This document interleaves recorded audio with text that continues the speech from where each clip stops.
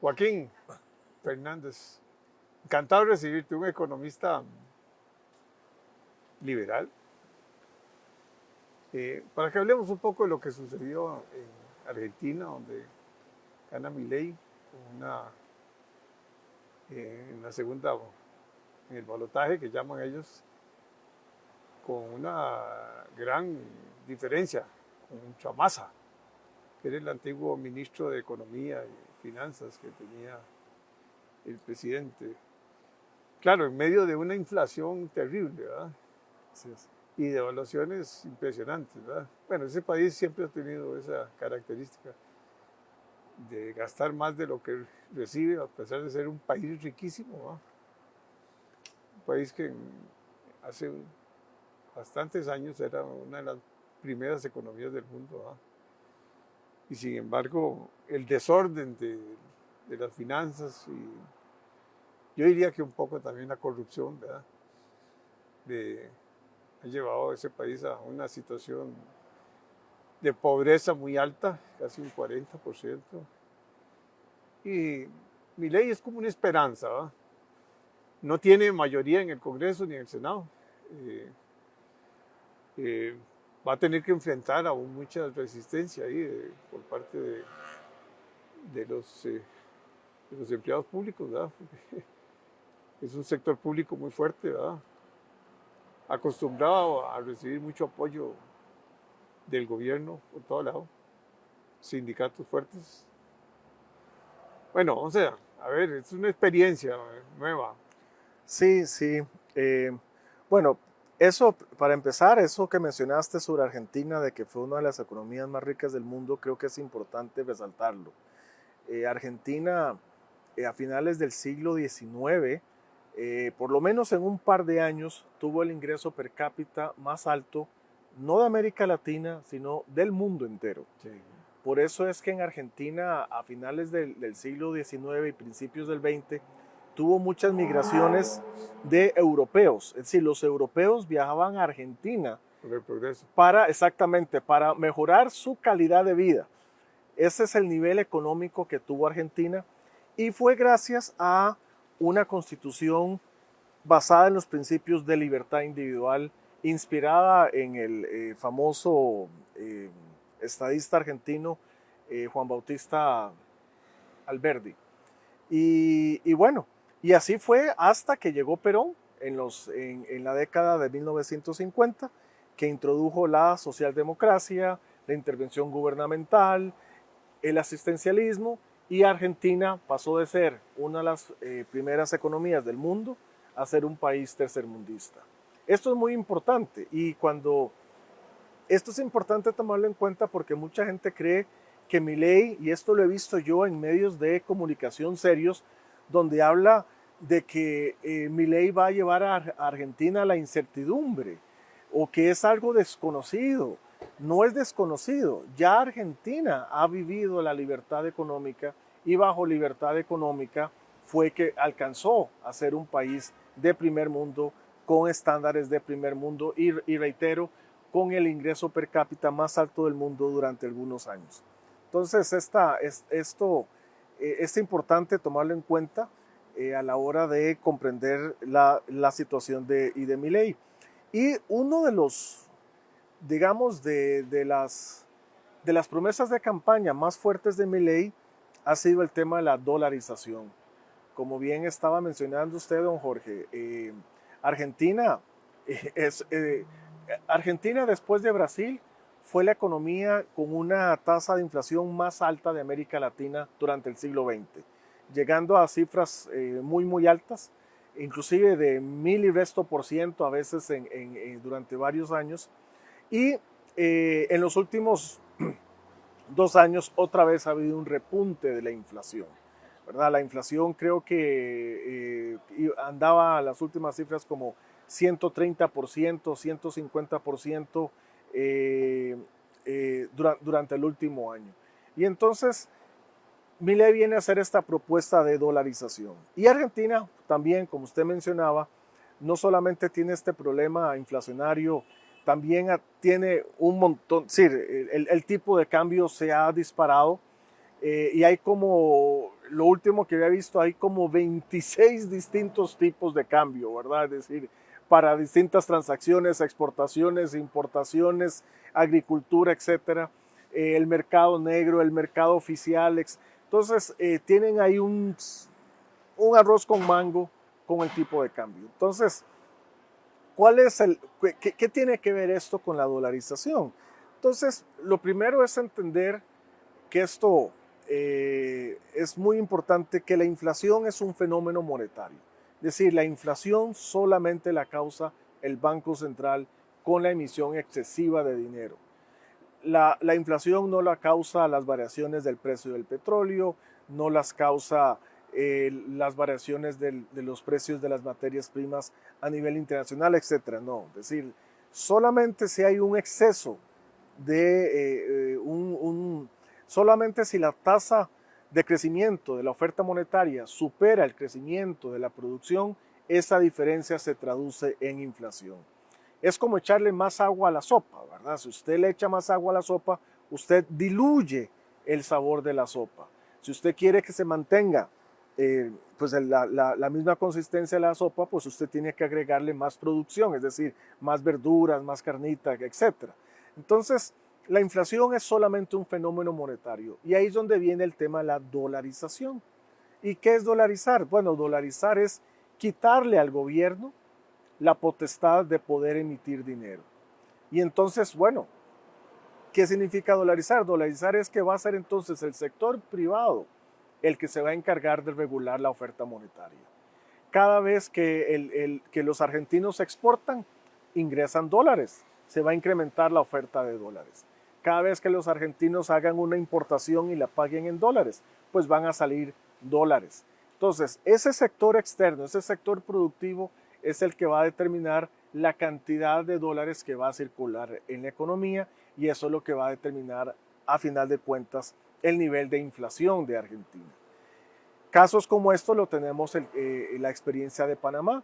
Panamá, desde que se independizó de Colombia en el año 1903, nació dolarizado. Es decir, a nivel constitucional se le prohibió al Banco Central, o se le prohibió al gobierno emitir dinero.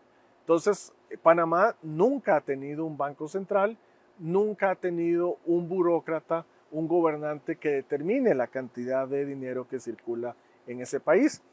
La cantidad de dólares que circulan repito, es también como se plantea en Argentina, por la oferta y demanda del sector privado. Cada vez que los panameños exportan, ingresan dólares, cada vez que los panameños importan, salen dólares, cada vez que hay inversión extranjera directa, ingresan dólares, cada vez que se pagan remesas al exterior, salen dólares. Y la experiencia de Panamá es que la inflación ha sido inclusive inferior a la de los Estados Unidos de América, inferior a la de los Estados Unidos. Es decir, en promedio en los últimos 40 años, la inflación promedio de Panamá ha sido de, si mal no recuerdo, como de 1.7% anual, es decir, sumamente baja. Y eso es producto de eso es por el sector privado, no hay intervención gubernamental. Entonces, cuando Milei dice que quiere dolarizar la economía de Argentina, lo que está planteando es esto, que sea el sector privado el que determine la oferta y demanda de dólares. Ahora, la propuesta en realidad... Una pregunta. Sí.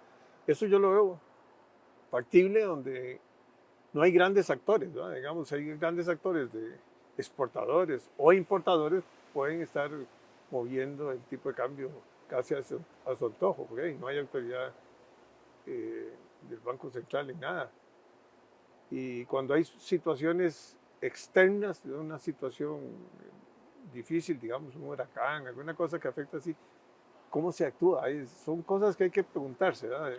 Sí, en Panamá, cuando ha habido coyuntura internacional, la inflación ha repuntado un poquito.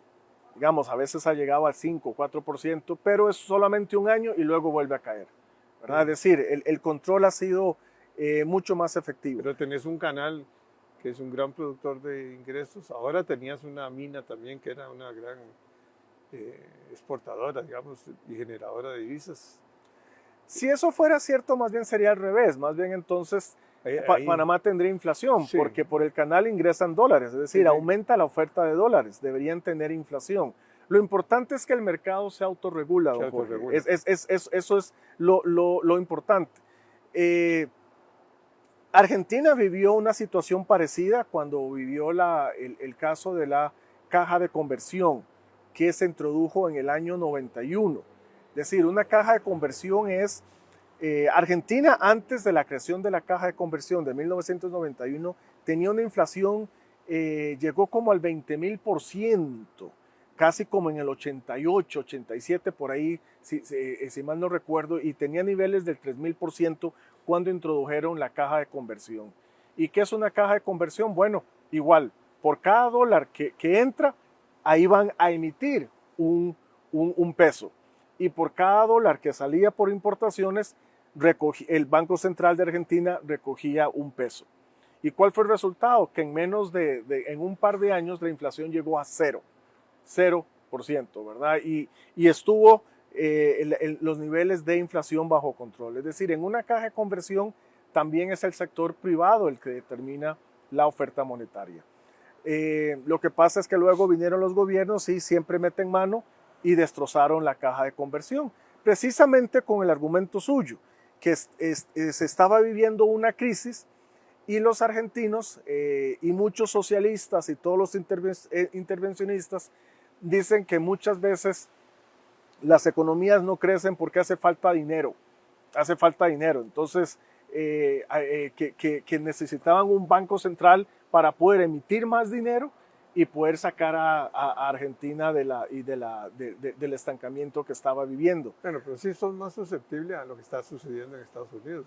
Bueno, si la moneda es el dólar. Sí, pero para terminar la idea, entonces en Argentina rompieron la caja de conversión en el 2001, emitieron como un 40%, la inflación llegó entonces, pasó de 0 a un 40%, sí, claro, y la economía cayó en menos 7%, algo así. Y no recuerdo muy bien las cifras, pero el punto es que, y esto es otro tema que quería tocar con respecto a la inflación, es que el problema es que la inflación genera incertidumbre, genera ruido, genera como una neblina que le impide al sector privado hacer el cálculo económico. Es decir, los empresarios tienen que calcular, bueno, cuánto van a ser sus inventarios, el flujo de caja, etc. Cuando no hay inflación, ese cálculo económico se facilita. Cuando hay inflación, ese cálculo económico se dificulta mucho y entonces casi siempre lo que se traduce eventualmente es en una desaceleración o en un estancamiento de la producción. ¿Qué es lo que está viviendo Argentina también en este momento? Viene con una inflación y además en los últimos meses ha venido con una recesión. Entonces, una de las grandes ventajas de acabar con la inflación, porque yo que he dado conferencias sobre este tema, mucha gente pregunta, bueno, pero es que habiendo tantos problemas en la economía, ¿por qué preocuparse tanto por la inflación? Bueno, es que la inflación tiene consecuencias económicas y sociales muy graves. Una de esas consecuencias es la desaceleración o el estancamiento económico. Precisamente por esto, por la distorsión que genera en los precios, produce una desaceleración en la tasa de crecimiento. Y al desacelerarse la economía, lo que se traduce es un incremento en la tasa de desempleo, ¿verdad? Es decir, mejor no invierto, mejor voy a la segura. Entonces, aumenta la tasa de desempleo y también tiene efectos sociales muy graves. Los pobres son los que menos se pueden defender de la inflación. Es un impuesto, ¿verdad? Completo. Por eso se dice que la inflación es un impuesto regresivo. Entonces, las tasas de pobreza crecen también, vienen acompañadas de la inflación. En este momento, Argentina, la tasa de pobreza es como de un 40%. Y además de eso, otra de las consecuencias de la inflación es que la tasa de interés sube. Por ejemplo, el Banco Central de Argentina está pagando tasas de interés de más del 100%. De más del 100%. Y eso es consecuencia de la inflación. Entonces, si acabamos con la inflación, tenemos estabilidad de precios, eso ayuda al crecimiento económico. Por otro lado, eliminamos el riesgo cambiario. En Costa Rica, por ejemplo, hey, hemos pasado de un tipo de cambio que brincó como en un año a 700 colones y luego cayó a 530.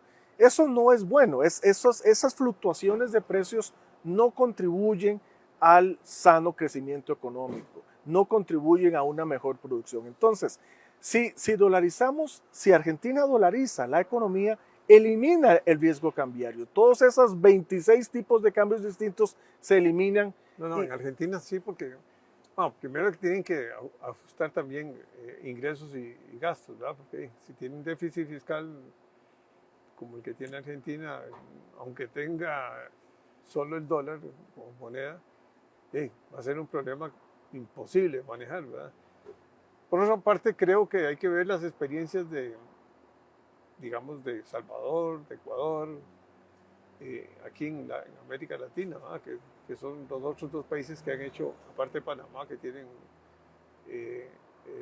el dólar como moneda. Sí, en Ecuador, por ejemplo, el caso de Ecuador y El Salvador son casos muy interesantes. Ambos dolarizaron alrededor, creo que fue en el año 2000 o 2001, y dolarizaron en situaciones totalmente distintas. El Salvador dolarizó bajo una situación controlada, es decir, ellos primero a través del Banco Central controlaron la inflación, es decir, hicieron un control del crecimiento de la oferta monetaria para controlar la inflación y que llegara a niveles de un dígito.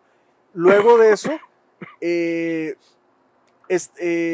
crearon un tipo de cambio de equilibrio y una vez que lograron el tipo de cambio de equilibrio, dolarizaron vía decreto y luego el mercado se encargó de ajustar las tasas de interés, es decir, los créditos que estaban en colones, que es la moneda del Salvador previo a la dolarización, había que convertirla a dólares, por eso se encargó el sector privado de hacerlo automáticamente. En el caso de Ecuador fue distinto porque estaban viviendo una crisis económica, tenían una inflación del 90%, habían devaluado en un 500%, a pesar de que es un país productor de petróleo, las reservas estaban negativas.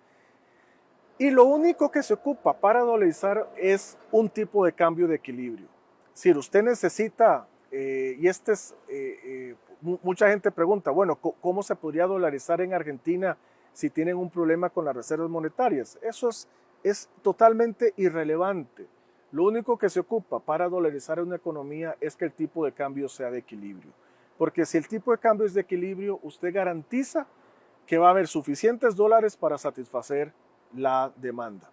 Entonces, en Ecuador se decretó, como había una tasa de inflación altísima, recordemos que la inflación afecta el crecimiento de todos los precios, la leche, los alimentos, la vestimenta, incluyendo el precio del dólar. Entonces también cuando hay inflaciones, el precio del dólar fluctúa mucho, que es lo que está pasando también en Argentina. Entonces en Ecuador, como el tipo de cambio estaba subiendo, lo fijaron por ley, pero a un precio mucho más alto del mercado como para curarse en salud.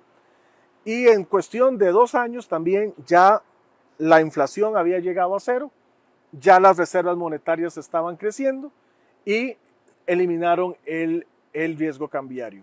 Y el gobierno, al no poderse financiar con la emisión monetaria, tiene que, a huevo, perdonando la expresión, tiene que ajustar sus finanzas. Es decir, no puede gastar más porque no tiene. En el caso de Costa Rica, el Banco Central no puede comprar bonos del Estado ni nada, no puede financiar.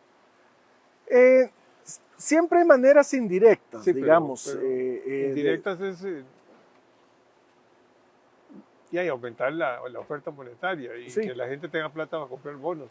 Por ejemplo, con el gobierno de Carlos Alvarado, el Banco Central hizo préstamos de 826 mil millones al sector privado de manera directa. Entonces, siempre hay maneras como Pero hubo un enfrentamiento fuerte, ¿verdad? Sí, pero se hizo. Y esa es una de las causas para mí de por qué tuvimos inflación el año pasado tan altas, ¿verdad? Porque se hizo porque cuando el Banco Central emite dinero, no es que se traduce inmediatamente en inflación. Pasa como un año, un periodo de tiempo antes de que eso se traduzca en inflación. Y para mí Eso fue, era porque se vencían los bonos y ya no había flujo, digamos. en el caso Era para que no entrara el gobierno en default, ¿verdad? Porque no podía pagar la deuda. en el caso de Argentina es simplemente por pura cuestión. No, el caso de Costa Rica, sí. El caso de Costa Rica no, pues no tiene que ver nada con la deuda. Ahí fue simplemente que durante el periodo de las restricciones sanitarias, obviamente, si usted le dice a un comercio que no puede operar, que solamente puede, cuando usted le limita a los clientes que puede recibir, obviamente hay una contracción sí. del crecimiento económico. Entonces, los gobiernos socialistas creen que entonces podemos compensar esta reducción del crecimiento económico emitiendo dinero. Entonces los bancos centrales en todo el mundo se pusieron a emitir dinero, es decir, bajo el supuesto de que con eso iban a compensar la reducción en la producción. Sin embargo, la consecuencia fue inflación. Y esto es interesante porque Y eso le pasó al mundo entero. Le pasó al mundo entero. Hay pocas excepciones, pocas excepciones. Por ejemplo, Japón. Japón, a pesar de todo, del COVID y todo esto, Japón más o menos desde el año 2001 hasta el año 2020, la inflación acumulada, total, acumulada en 20 años, fue apenas un 3%. ¿Verdad? Ya después, con las restricciones, en el periodo de las restricciones sanitarias, la inflación sí creció un poquito, pero a niveles del 3%, comparadas con 10% en Costa Rica, 12% creo que en Colombia, Sí, 9% en Estados Unidos.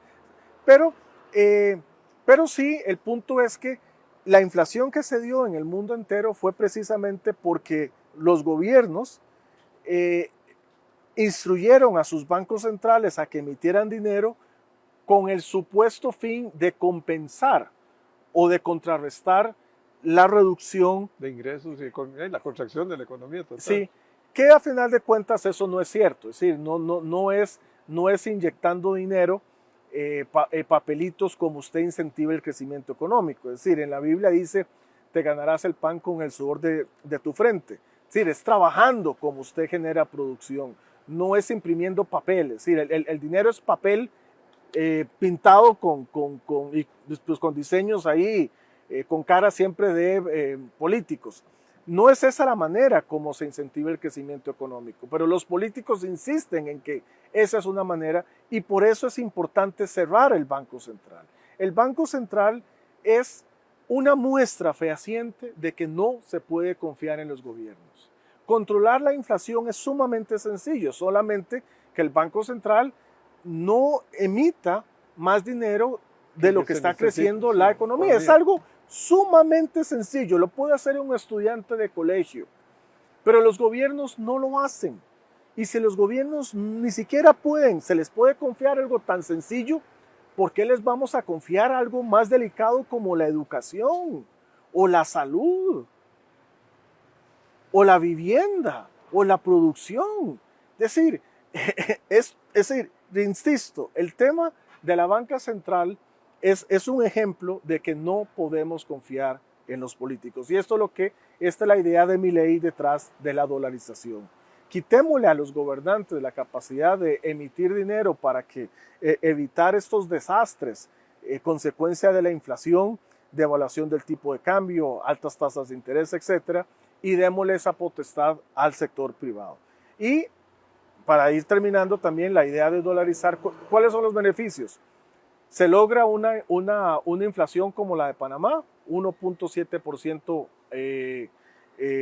por año. Se elimina el riesgo cambiario, ya no va a haber tipos de cambio. Y por otro lado, se reducen las tasas de interés también. Es decir, toda la población va a tener acceso a las tasas de interés en dólares, que siempre son mucho más bajas que las tasas de interés en monedas locales. Entonces todos ganan con la dolarización. Los únicos que pierden son los gobiernos, que ya no van a poder tener una maquinita para financiar el gasto público irresponsable. Bueno, creo que habemos quienes, bueno, esto es